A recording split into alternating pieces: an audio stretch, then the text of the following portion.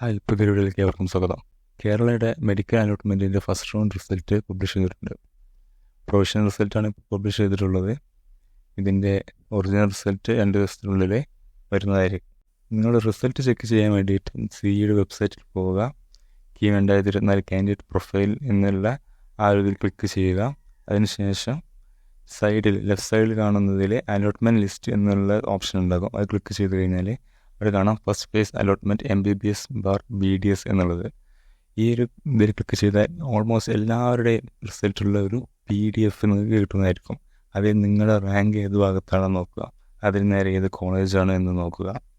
ഇതിൽ കൂടുതൽ തന്നിട്ടുള്ള നോട്ടിഫിക്കേഷൻ നോക്കുകയാണെങ്കിൽ അതിൽ പറഞ്ഞിട്ടുണ്ട് 21-ാം തീയതി മുതൽ 26-ാം തീയതി വരെ നമ്മൾ നൽകിയിട്ടുള്ള ചോയ്സിൻ്റെ അടിസ്ഥാനത്തിൽ അലോട്ട്മെൻറ്റ് ലിസ്റ്റ് ഉണ്ടാക്കിയിട്ടുള്ളത്.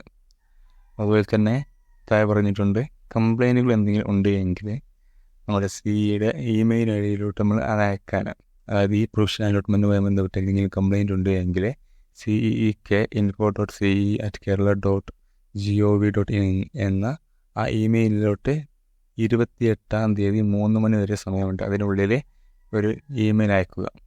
എന്നിട്ട് ആ ഇമെയിലിൽ അവർ പരിശോധിച്ച് ജെന്യുവൻ ആണ് എങ്കിൽ അത് തിരുത്തിയിട്ട് 29-ാം തീയതി ഫൈനൽ അലോട്ട്മെൻറ്റ് പബ്ലിഷ് ചെയ്യുന്നതായിരിക്കും. ചെയ്യേണ്ടത് എന്താ വെച്ച് കഴിഞ്ഞാൽ നിങ്ങൾ ഈ PDF ഡൗൺലോഡ് ചെയ്യുക. നിങ്ങളുടെ റാങ്കിൻ്റെ ആ ഭാഗത്തോട്ട് പോയതിന് ശേഷം നിങ്ങൾക്ക് ഏതെങ്കിലും കോളേജ് അലോട്ട് ചെയ്തിട്ടുണ്ടോ എന്ന് നോക്കുക. നിങ്ങളുടെ റാങ്ക് അതിലില്ല എന്നുണ്ടെങ്കിൽ നിങ്ങൾക്ക് അലോട്ട്മെൻറ്റ് വന്നിട്ടില്ല എന്നാണ്.